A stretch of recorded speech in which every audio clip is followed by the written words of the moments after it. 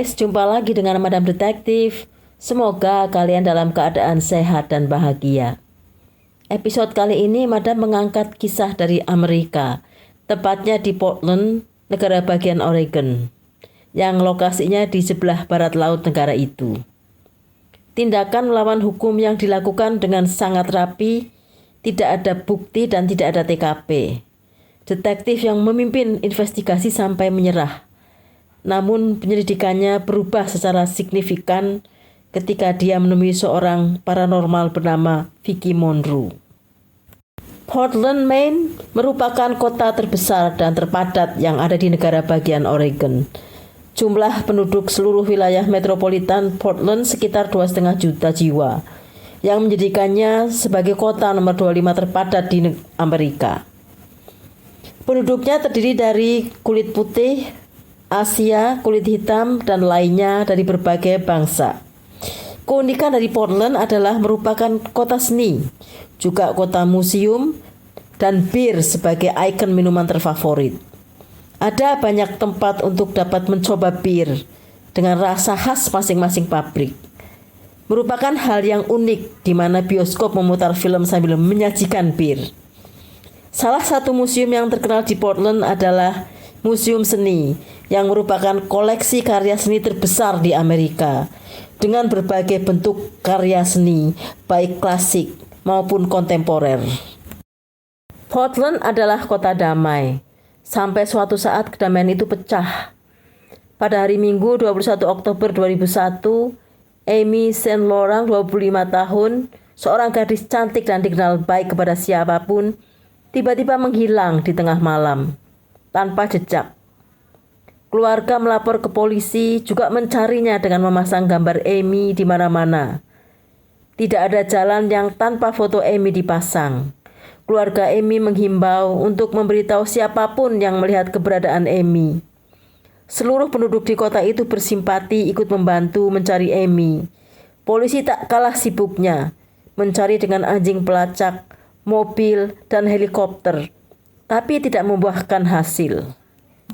Detektif terbaik Joseph Loughlin diterjunkan untuk menangani kasus Amy, namun hasilnya sia-sia. Informasi yang didapat detektif adalah malam itu Amy bersama dengan temannya Eric pergi ke Pavilion Nightclub, namun kemudian terpisah. Sekitar pukul 1.30 Eric mencari Amy tapi tidak ada, akhirnya dia pulang sendiri. Hanya ada sedikit sekali petunjuk, tidak ada TKP, tidak ada bukti, tidak ada yang tahu Amy kemana setelah dari nightclub. Benar-benar sulit untuk menemukan Amy. 5 hari setelah hilangnya Amy, detektif Joseph mengendarai mobilnya menuju kantornya sambil mendengarkan siaran radio. Kebetulan di channel tersebut ada program dengan Vicki Monroe, seorang paranormal, sebagai host. Dia melayani para pendengar radio yang menelponnya untuk menceritakan kondisi keluarga mereka yang sudah meninggal. Misalnya ada seseorang yang bertanya ibunya meninggal setahun lalu. Bagaimana kondisinya sekarang? Maka dia menerangkan apa yang dilihat dari arwah ibunya. Detektif Joseph tertarik menanyakan tentang Amy, maka dia segera menghubungi stasiun radio tersebut dan meminta nomor telepon Vicki, lalu menghubunginya. Ketika detektif menelpon Vicki dan menyebutkan nama Amy, Vicki merasa Amy datang di hadapannya dalam keadaan menyedihkan dengan luka di kepala, dan dia tahu bahwa Amy sudah meninggal. Vicki sampai ketakutan dan merinding. Apa yang dia lihat disampaikan ke detektif. Kemudian detektif mengabarkan ke ayah tirinya. Ayah tiri dan keluarganya sangat syok karena belum siap menerima berita yang menyedihkan tersebut. Ternyata tidak hanya itu kemampuan Vicki. Dia juga mengatakan kepada detektif bahwa pelakunya punya nama depan Jeff. Data terupdate dari polisi memang menunjukkan bahwa orang terakhir yang terlihat bersama Amy adalah Jeff Gorman. Dan tidak ada yang tahu informasi ini kecuali polisi. Meskipun detektif curiga kepada Jeff, tapi mereka tidak memiliki bukti untuk menangkapnya. Akhirnya detektif dan Vicki bertemu, mereka berdiskusi, bertukar pikir, bahkan berdebat membicarakan bagaimana cara menemukan korban dan pelaku. Jeff dipanggil untuk diinterogasi. Awalnya dia nampak kooperatif. Tapi begitu dicecar dengan pertanyaan apa yang dilakukan terhadap Amy, dia menutup diri. Jeff bercerita kepada detektif bahwa dia dengan 2 orang temannya satu apartemen bertemu Amy di The Pavilion malam itu. Lalu dia mengundangnya untuk mengadakan pesta lagi di apartemen mereka. Setelah pesta, Jeff mengantar Amy pulang. Setelah itu kembali ke apartemen pukul 2 pagi. Tapi ketika 2 orang temannya ditanya polisi, mereka menjawab mereka kembali ke apartemen pukul 3 dan tidak ada Jeff di sana. Jeff baru kembali ke apartemen sekitar pukul 5 dan langsung ke kamar mandi. Jadi Jeff berbohong. Setelah interogasi, polisi memata-matai Jeff. Tingkah laku Jeff setelah interogasi menimbulkan banyak pertanyaan. Jeff tiba-tiba rajin membersihkan mobil, padahal sebelumnya jarang. Walaupun mobilnya kotor sekali. Dia menghapus beberapa tatonya dan berpenampilan lebih rapi. Melihat keanehan ini, polisi sudah menetapkan Jeff sebagai tersangka. Persis seperti yang dikatakan Vicky bahwa dia pelakunya. Tidak hanya itu, Amy juga menunjukkan kepada Vicky di mana dia bisa menemukan Amy. Tempatnya agak terpencil. Di sana ada rumah yang penting dan familiar bagi Jeff.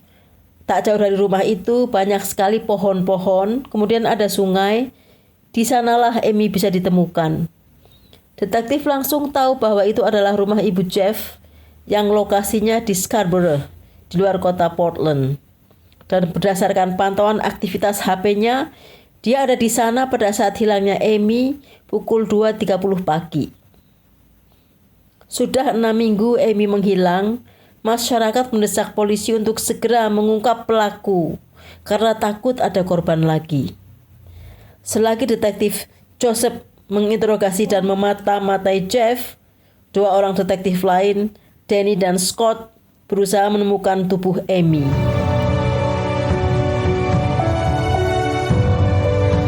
Detektif Danny dan Scott berkata, kita harus bisa menemukannya. Sementara detektif Joseph ragu-ragu.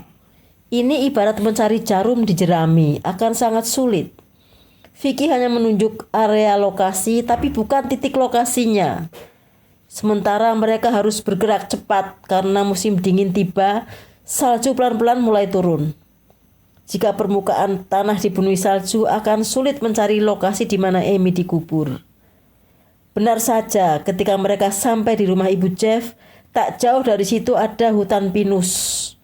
Mereka pun menuju ke sana, dan di dekat hutan pinus itu ada sungai, persis seperti yang dikatakan Vicky. Lokasi ini tentu sangat dikenal Jeff. Dia sudah sangat sering melewati tempat ini, memancing di sungai, dan jarak dari lokasi ke rumah ibunya hanya sekitar 7 km. Detektif yakin, di sekitar sinilah tubuh Amy dikubur. Maka pencarian pun segera dimulai secara intens dengan menggunakan anjing pelacak. Setelah 4 jam mencari, sekitar jam 2.30 siang, detektif merasakan kakinya melewati tanah yang strukturnya lebih lembut dari sebelumnya. Maka mereka pun berbalik, mengecek tanah tersebut, dan ketika berbalik anjing polisi pelacak berputar-putar di sekitar tanah itu. Ketika dilihat, tanah itu seperti tanah yang bekas diuruk. Mereka pun yakin bahwa inilah jawaban dari pencarian mereka. Detektif segera memanggil beberapa staf kepolisian dengan membawa peralatan penggali tanah. Lalu penggalian pun dilakukan sampai malam. Beberapa lama kemudian tangan mereka menyentuh sebuah papan kayu. Ketika papan kayu itu diangkat, tangan mereka menyentuh benda yang agak lunak. Dengan berdebar-debar mereka menyorotnya dengan lampu senter. Betapa gembira mereka. Ternyata itu tubuh seorang wanita. Tidak bisa dibayangkan kegembiraan yang mereka dapat serasa menemukan sebongkah emas. Momen yang sangat menguras emosi. Meskipun apa yang ditakutkan mereka benar-benar terjadi, bahwa Amy benar-benar sudah meninggal, namun mereka merasa lega. Seperti yang dikatakan Amy kepada Vicky, tolong keluarkan aku dari sini, suruh mereka keluarkan aku dari sini. tanggal 6 Desember 2001, polisi berhasil mengeluarkan tubuh Amy. Pekerjaan tersulit dalam mengungkap kasus Amy adalah menemukan tubuhnya sekaligus TKP-nya. Betul-betul momen yang sangat mengharukan. Betapa tidak, mereka hanya mendapat petunjuk dari Vicky area lokasinya yang cukup luas, tapi bukan titik lokasinya. Sementara mereka harus berpacu dengan waktu karena sebentar lagi salju turun. Polisi lega, juga keluarga Amy, karena mereka dapat menguburkan Amy dengan layak. Momen yang luar biasa ini pun diliput televisi. Ketika Vicky melihat tubuh Amy dikeluarkan dari tanah, dia melihat Amy mengenakan t-shirt lengan panjang putih dan celana jeans, persis seperti yang dilihat sebelumnya, lewat kekuatan indera keenamnya. Masyarakat juga sangat lega mendengar kabar itu. Benar-benar momen yang luar biasa menemukan tubuh Amy. Setelah tubuh Amy ditemukan, polisi menangkap Jeff.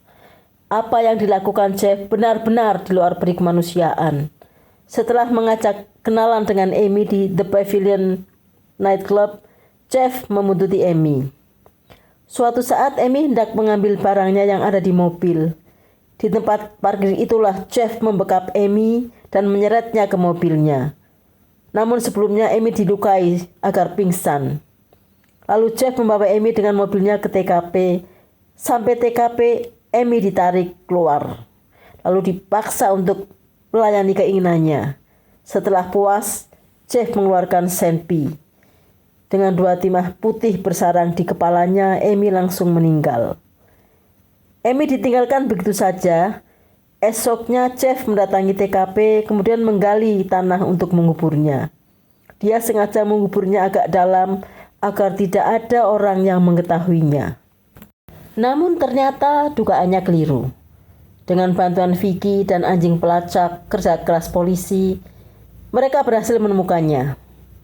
Di pengadilan, Jeff kelihatan tenang. Dia tahu kuncinya, akan terus menyangkal bahwa dia bukan pelakunya. Mana bukti dan saksinya bahwa sayalah pelakunya, katanya di ruang sidang dengan penuh percaya diri. Ternyata detektif cerdik. Sebuah kaset yang berisi pengakuan Jeff kepada ibunya, Tammy Westbrook, bahwa dia telah menghabisi Amy langsung diperdengarkan di ruang sidang. Begitu kaset diputar, Jeff diam tak berkutik. Rekaman tersebut didapat dari telepon rumah Tammy, ibu Jeff. Atas kesalahannya, Jeff dihukum 60 tahun penjara. Dia manusia yang tidak layak hidup di masyarakat, karena dia pasti akan mengulangi perbuatannya, dan pasti akan ada korban lagi. Karena itu harus dipenjara dalam waktu yang lama, kata detektif Joseph.